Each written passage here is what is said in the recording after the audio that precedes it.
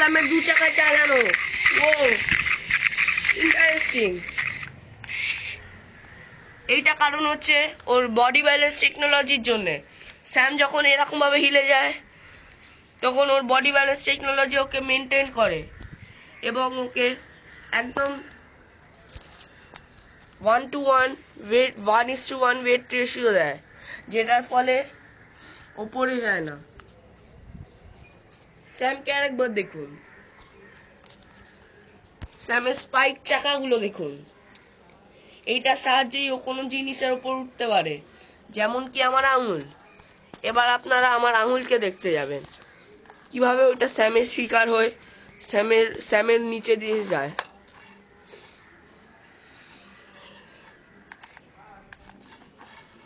দেখুন, ও বাবা, আমারও নিজেরও ভয় করছে।